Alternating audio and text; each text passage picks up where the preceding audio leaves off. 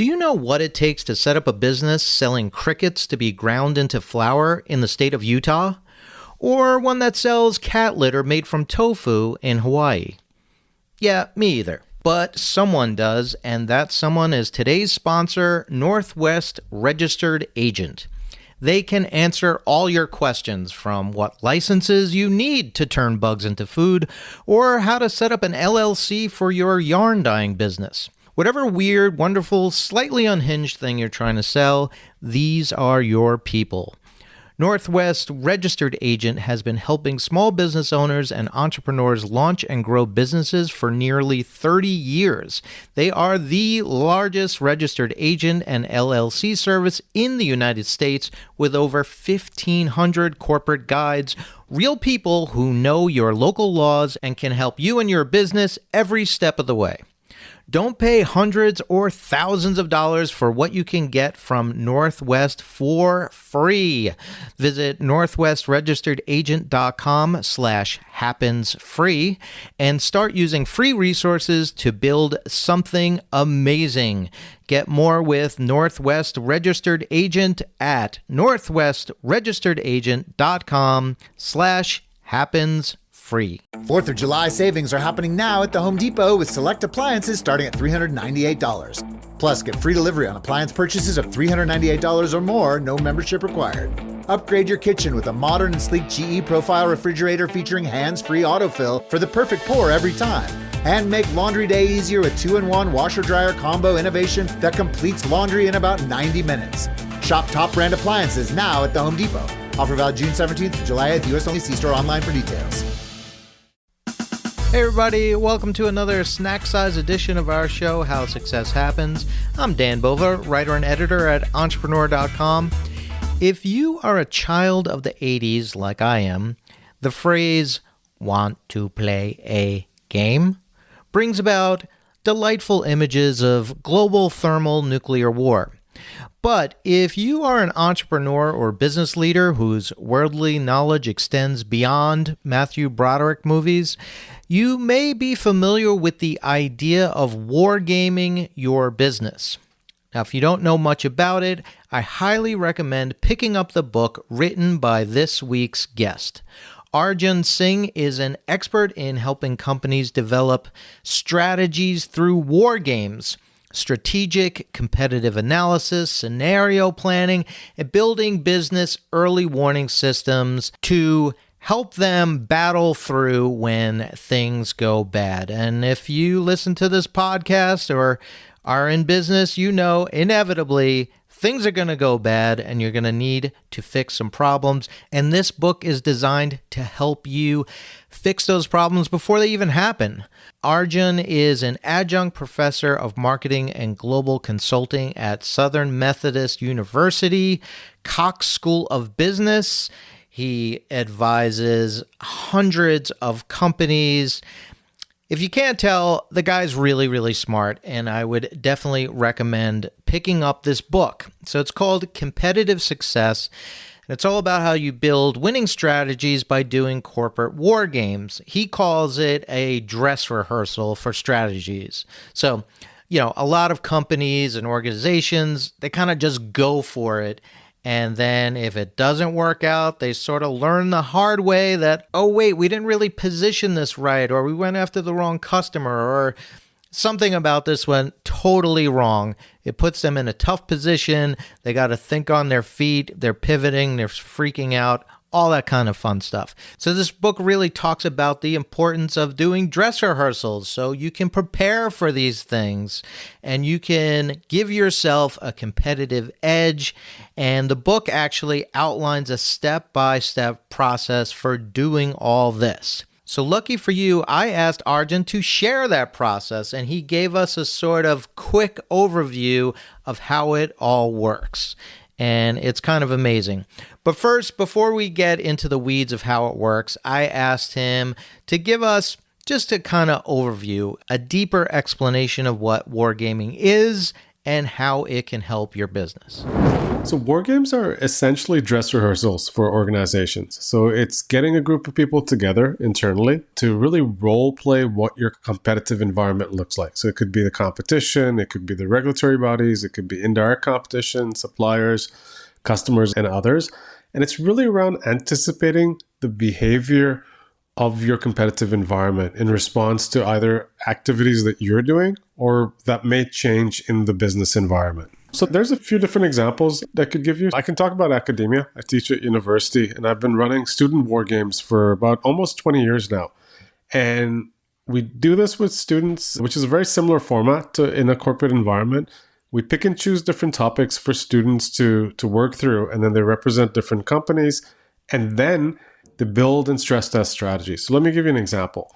One of the first student war games I ran was in 2006, in December 2006, and we called it the Battle for the Living Room. And so the question was, who's going to control entertainment in the living room? And we had 6 different companies in there. We had Microsoft, which used to make the set-top boxes.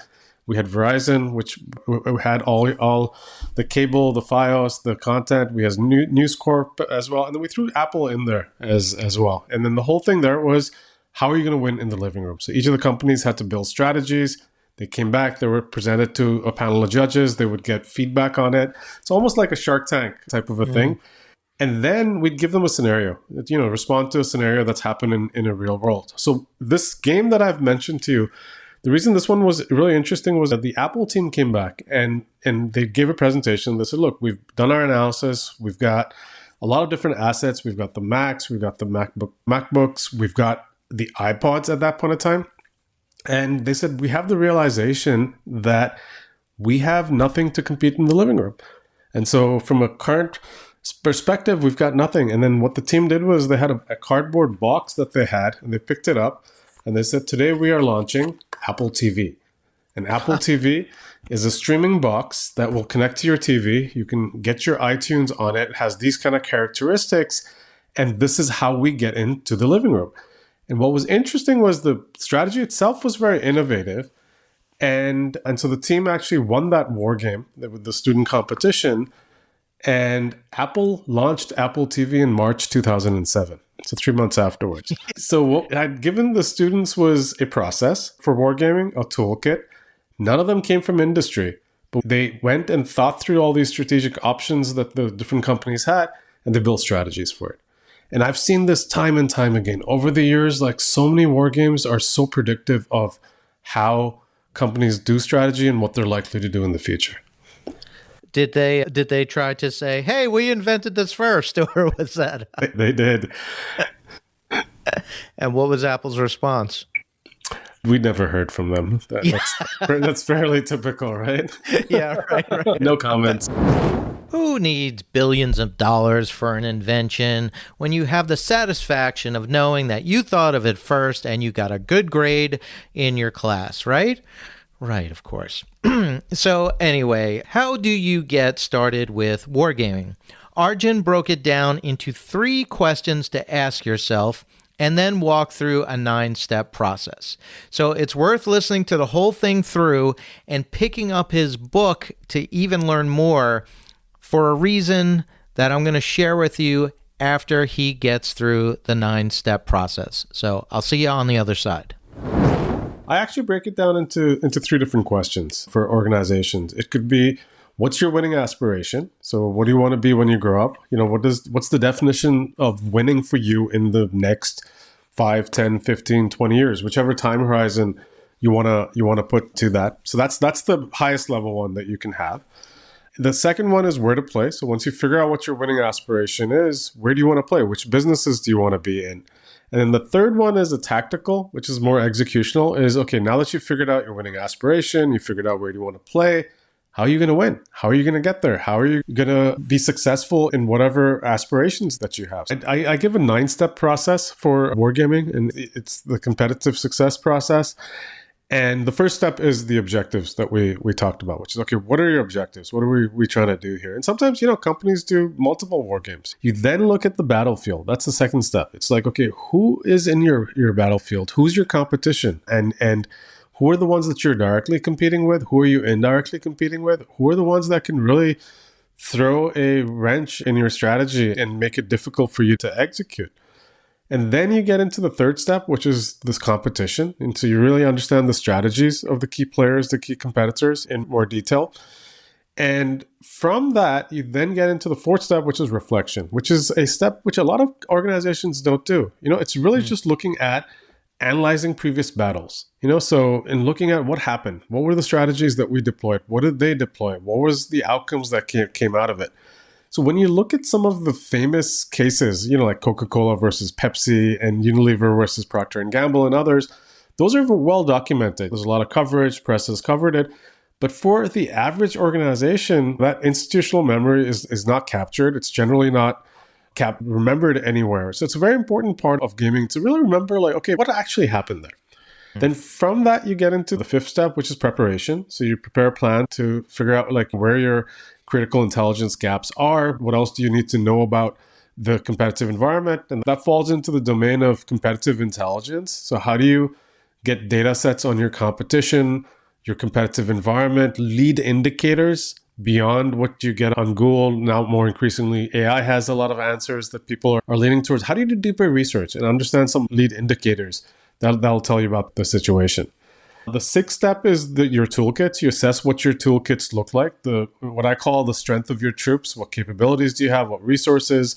Are you motivated? Are you not motivated around some of those different aspects?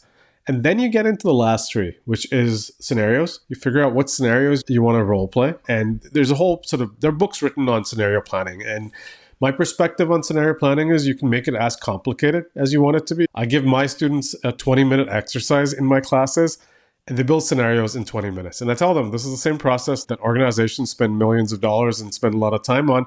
You guys have done it a lot quicker. And then you get into the battle. So the eighth step after all the preparation is the battle itself. So you go through different rounds of wargaming. And so, you can build your base case strategy. You can get stress tests. You can do messaging, positioning, and you align it to what your objectives are. And then you go through rounds of scenario planning as well. And scenario planning is a very effective way of stress testing what your strategic imperative should be and what will work, what might not work. And then ultimately the ninth step is the playbook. So you build a competitive playbook that's an output of what you've got out of it. And so you've got a playbook for what the future looks like, right? So that's the 9-step process you go through. Okay, so that's the 9-step process. Sounds great, sounds super smart, sounds super clear. But does it work? Arjan gave an example that clearly says, yeah, it really works. Many years ago, I'd worked on a product launch war game for a pharmaceutical company. And one of the scenarios that we had played out in the war game was, what if the FDA doesn't approve your product? And as you can imagine, when the scenario was brought up, there was silence in the room. Yeah. And these are senior executives working on this product that had the promise of being a blockbuster. And the responses we got from people was like, well, you don't know the industry. You don't know what you're talking about. That will never happen. I said, that's precisely the point. It's not about probability. It's about impact. What would be the impact of not getting an approval and that you lose 6 to 12 months of revenue? So they kind of worked through everything. Those outputs were in the playbook. About 3 months later, the FDA did not approve the product. They gave them a complete response letter. So at that point in time, rather than panicking and saying, oh God, now what do we do? The playbook out and say, we have a playbook. We had role played this. We know exactly what to do. And they resubmitted their application. And now the product it's about $5 billion product on market. Wow. Did anyone give you a big hug? Hugs and chocolates is generally, it stops there. Well, Arjan didn't get a hug, but I'm going to give you a hug for listening to this episode and tuning in every week. I know you don't tune in. These episodes get downloaded, but I'm a child from the 80s, and those words will never, ever leave my brain. I encourage you to pick up his great book, Competitive Success. You can buy it anywhere right now. And thanks again for listening and subscribing and checking us out on YouTube, where you can see a lot of the guests that I have on this show. And also, hey, do you like music? Of course you do. You love this theme song that's bumping in the background. That is by Nika RPM, and you could hear more of their hits over there on Bandcamp. And if you want a good giggle, or a bad giggle, or a giggle of indeterminate type, God damn it, it's Friday and I am losing my mind. Check out This Should Be Fun. That's my Substack. I'm going to stop talking. See you next time.